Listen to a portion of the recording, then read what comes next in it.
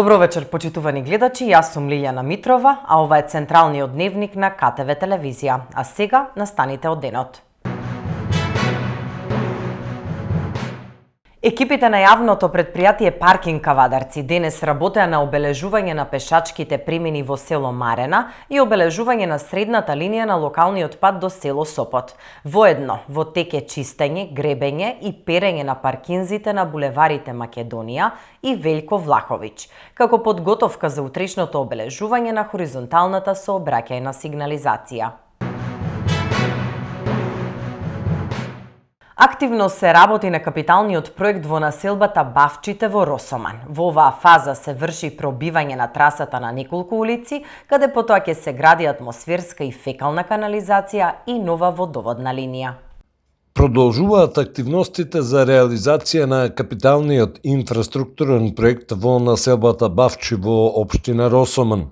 Во моментов се врши пробивање на трасата на улиците 40, 41, 42 и 43, каде ќе биде поставена подземната инфраструктура. Во следната фаза ќе започне изградба на атмосферската и фекалната канализација, како и новата водоводна линија. Поради високото ниво на подземни води, извршено е нивно контролирано пренасочување кон Црна река преку постојниот атмосферски систем, со цел непречено и безбедно одвивање на градежните работи. Изведувач на градежните работи е Друштвото за градежништво и трговија Градба Промет Кавадарци. Општина Росоман продолжува со реализација на еден од најзначајните инфраструктурни проекти во општината, кој ќе обезбеди современа комунална инфраструктура и значително подобри услови за живот на жителите. Системот Браница повторно ќе биде ставен во функција. Со активирање на овој систем значително ќе се подобри водоснабдувањето во село Сирково. По повеќе од 6 години, системот Браница повторно ќе биде ставен во функција. Со неговото активирање, селото Сирково ќе добие дополнителни 3 до 5 литри вода во секунда, со што значително ќе се подобри и стабилизира водоснабдувањето за жителите. Овој проект има и големо економско значење, бидејќи ќе придонесе за значително намалување на трошоците за електрична енергија на јавното предпријатие за комунална дејност Росоман преку поефикасно функционирање на системот за водоснабдување. Општина Росоман упатува благодарност до сите кои се вклучени во реализацијата на оваа значајна активност и продолжуваат со инвестиции кои носат долгорочни придобивки за сите граѓани за општина Росоман.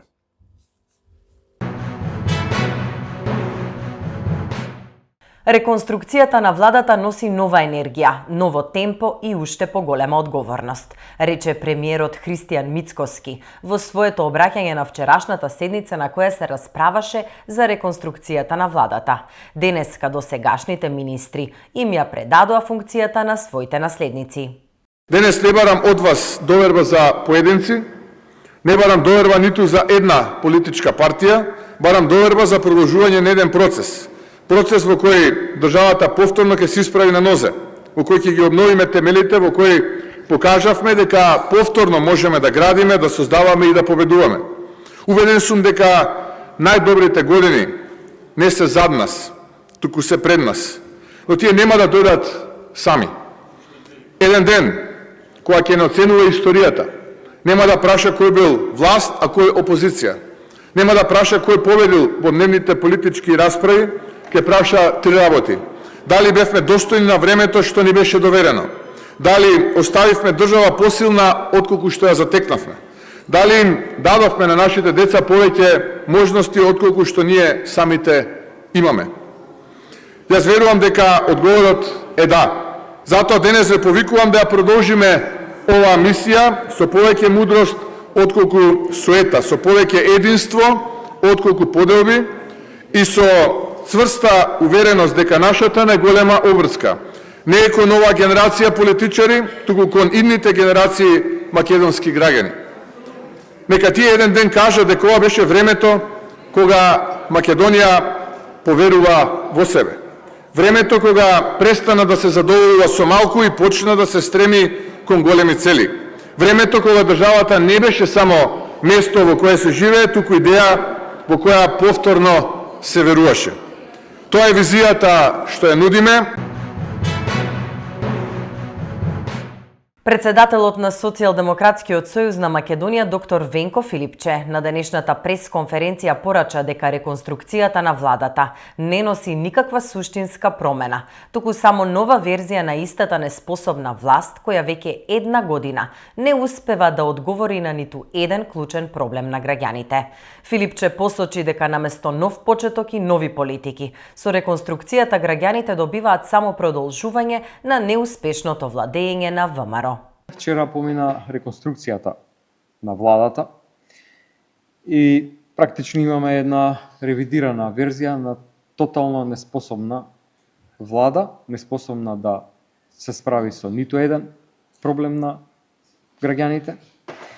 И исто како што и оваа влада до вчера функционираше, исто ќе биде и сега. Од оваа влада граѓаните може да очекуваат само една нова нула. Ниту план, ниту визија, ниту стратегија како ги решат секојдневните, се поголеми проблеми на граѓаните и на државата. Стагнира економијата, опаѓа животниот стандард, цените растат, сега имаме ново покачување на цените на горивата, ова ќе донесе дополнително активирање на спиралата на поскапување на секаде. Видовме дека владата изминатиот период не се справи со ова, ниту пак направи некој чекор да се обиде да го спречи растот на цените. Европскиот пат е блокиран, очигледно многу добро смислено, многу одавна, не сега. Едноставно немаат одговор на ниту едно суштинско прашање. И кога се нема резултати, кога нема решенија, Мицкоски ги навредува и им се заканува на пратениците во собранието. Вчера направи хаос за да ја прикрие сопствената неспособност, тоа што владата нема апсолутно никакви резултати во ниту еден сегмент на функционирањето и се обидува да создаде алиби за предвремени избори, бидејќи рече дека ги нема, сега очено му треба алиби. Ова не е ново однесување, негово нов трг на однесување. Граѓаните ги нарекуваат талок на општеството, глодари, медиокритети, мекотели, секакви погорни зборови избираше во изминатиот период, а сега почна да ги навредува и пратениците во собранието. При тоа, навредите многу повеќе кажуваат за него, отколку што кажуваат за било што друго. Тоа ли е професор универзитетски? Тоа ли е премиер, председател на влада? Ова е срам и за функцијата која што ја извршува, и за универзитетите, и за собранието, и за владата, и за државата. Со донација на Европската Унија, вредна 700.000 евра, Државниот инспекторат за транспорт доби 16 специјално опремени возила, како и 2 возила за следење, мобилен контролен центар, современ софтвер и обуки за инспекторите. Според министерот Александар Николовски, новата опрема ќе овозможи поефикасни контроли низ целата држава, поголема безбедност во сообраќајот и подобра заштита на патиштата. Наркодилерот Цуната се спаси, го пуштија, обвинија денеска од Социјалдемократскиот сојуз на Македонија и побара оставка од министерот за внатрешни работи Тошковски. Нов скандал со Панче на чело на МВР се случува тотален распад. Наркодилерот од Кочани, Александар Лазаров Цуната, кој се поврзува со дискотеката Пулс и со Миле Левков од ВМРО, побегна од Македонија. ВМРО и Панче Тошковски завчера му го отворија прозорот од полициската станица во Кочани, а вчера го пуштија да избега наркодилерот. Па откако го пуштија да избега, распиша меѓународна потерница. Едно исто сценарио, веќе добро видено и познато кога се ВМРО и Тошковски во прашање. Театар и замајување на јавноста додека никој не одговара, а криминалци се пуштаат на слобода, наместо да се пратат во затвор. Криминалци слободно си поминуваат преку граница, 5 тони дрога исто така поминаа преку граница, но никој не одговараше. Тошковски остана министер затоа што ги штити криминалците блиски до власта. Многу прашања има за одговарање Тошковски, но пред се треба да понесе одговорност. Ова е целосен распад и класична злоупотреба на безбедносниот систем за кој мора да има политичка и кривична одговорност. СДСМ бара целосно расчистување на случајот, утврдување одговорност на сите инволвирани и оставка од Панче Тошковски. Оставка Панче. Политичкиот театар на СДС, Левица и ДУИ не поминува. Се докажа дека немаат намера да се договорат за нов изборен законик, рече на денешната пресконференција портпаролот на ВМРО-ДПМНЕ Валентин Манасиевски. Политичкиот театар на Социјалдемократскиот сојуз, Левица и ДУИ не поминува. Се докажа дека немаат никаква намера да се договорат за нов изборен законик.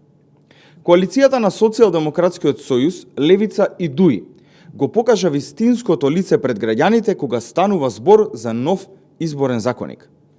Едните демек повикаа опозицијата да седне и да разговара, а другите демек не ја прифатија понудата. Ова е само провидна игра на опозицијата со која единствената цел е да не се олесни гласањето на диаспората и да не се донесе нов изборен законик. Социјалдемократскиот сојуз, Левица и ДУИ не сакаат нов изборен законик затоа што тоа го спремаат за алиби во пресред на следниот изборен циклус. Од прилика тоа би изгледало вака. Едните ќе се жалат дека не се внесени препораките на ОПСЕ и ОДИХР во новиот изборен законик, другите ќе се жалат дека немаат повеќе пари за рекламирање, а третите ќе се жалат дека немало да се почитува волјата на граѓаните. Ова е приказната, која уште сега ја кажуваме, а ќе се оствари на следните избори токму од коалицијата на Социјалдемократскиот сојуз, Левица и ДУИ.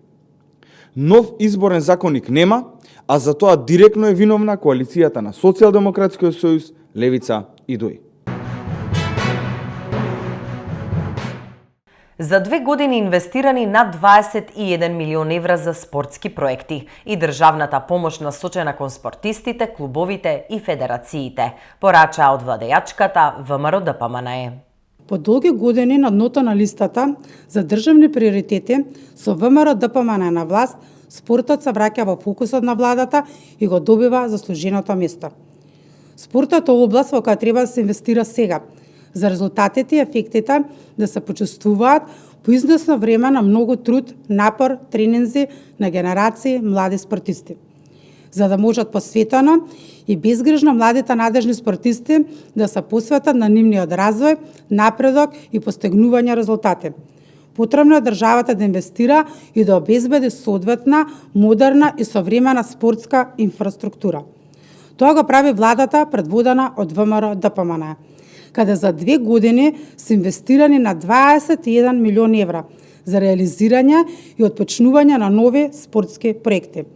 До сега реализирани и отпочнати се 60 проекти, како што се спортската сала Расадник, атлетските патеки во Велес и во Гевгелија, спортската сала во Радовиш, салата науки, нови спортски сали во Општина Аеродром, во Крушево и во Војната академија во Скопје, нови трибини на градскиот стадион во Тетово. Изградени и реконструирани се безброј игралишта, мултифункционални терени и спортски објекти. Посветено се работи на 9 базени низ државата, кои се во различни фази на реализација.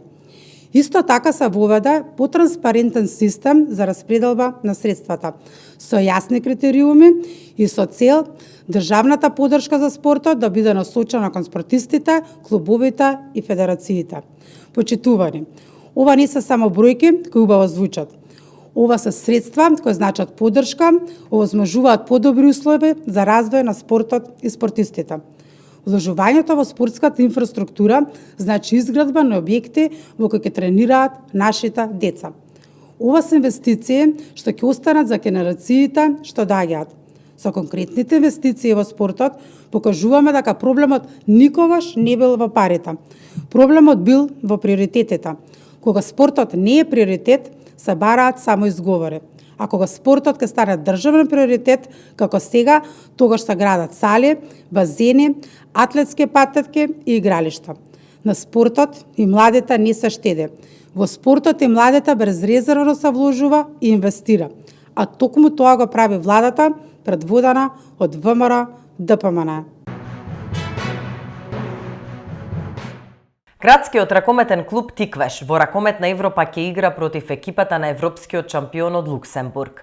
Првата средба ќе се одигра во Кавадарци на 12, односно 13 септември, а реваншот е 7 дена подоцна.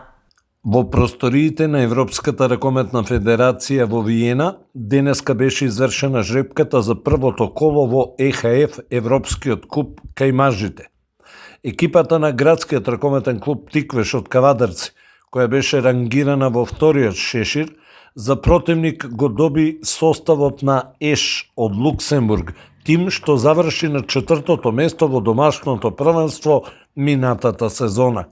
Првиот надпревар ќе се одигра на 12, односно 13 септември во Кавадарци, додека реваншот е на програмата на 19, односно 20 септември во Луксембург. Македонија покрај Тиквеш има уште 3 представници во ова надпреварување, и тоа Охрид, Бутел и Алкалоид, но тие се пласирани директно во второто коло и противниците ќе ги дознаат на жребката што ќе се одржи на 22 септември. Денеска својот противник за второто коло на Европскиот куп на ЕХФ го дозна и женскиот ракометен клуб Вардар. Среќата посака македонскиот тим, кој по подолга пауза се враќа во ракометна Европа, да налета на италијанскиот представник, а тоа ќе биде екипата на Бриксен Суд Тирол. Бидејќи Вардар беше носител во жребката, кај има предноста на домашниот терен. Првиот надпревар скопскиот тим го игра нагости во Италија на 3 или 4 октомври, додека реваншот во Скопје ќе се одигра на 10, односно 11 октомври. Во ова надпреварување ќе настапи и женскиот ракометен клуб Чаир, кој според коефициентот ја скока оваа рунда и оди директно во третата. Екипата на Пролет се откажа од ракометната Суперлига. Се шпекулира дека местото на Пролет ќе го заземе екипата на Струга, која преку бараж испадна од елитата. Македонскиот ракомет и дефинитивно ќе остане без еден од своите најпрепознатливи суперлигашки брендови. Ракометниот клуб Пролет од Скопје официјално соопшти дека се повлекува од настапите во Суперлигата и во новата сезона ќе се надпреварува во првата лига. Причината за ваквата одлука е откажувањето на генералниот спонзор Тинекс, поради што клубот повеќе не е во можност да обезбеди услови за настап во македонската ракометна елита. Со тоа завршува една долга ера на Пролет во Суперлигата, каде скопскиот тим со години беше стандарден суперлигаш. И покрај повлекувањето од Суперлигата во Пролет истакнаа дека нема да одстапат од својата основна мисија, а тоа е развој на младите ракометари и продолжување на традицијата што е градат повеќе од 60 години. Пролет ќе се надпреварува во првата лига, а во наредниот период главен приоритет ќе биде обезбедување нов генерален спонзор, со чија поддршка клубот би се вратил во друштвото на најдобрите. Според неофицијални информации, најсериозен кандидат да го пополни испразнетото место е екипата на Струга. Стружани минатата сезона испаднаа од Суперлигата откако во бараж дуелот беа поразени од Младост Богданци, но сега би можеле експресно да се вратат меѓу најдобрите благодарение на повлекувањето на Пролет. Се очекува во наредните денови Ракометната федерација на Македонија да донесе конечна одлука околу пополнувањето на испразнетото место во Суперлигата за сезоната 2026-27. Оваа одлука со нетрпение ќе ја очекува пред се и градскиот ракометен клуб Тиквеш, кој во првото коло, закажано за 5, односно 6 септември, требаше да гостува токму на Пролет.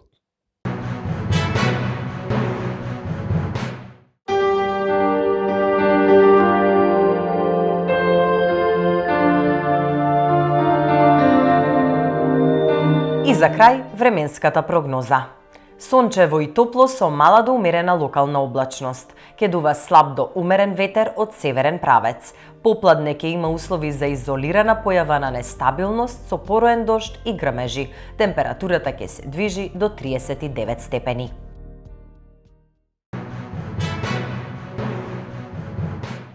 Почитувани гледачи, тоа беше се во овој централен дневник на КТВ телевизија. Ви благодарам што не следевте, имајте пријатна вечер.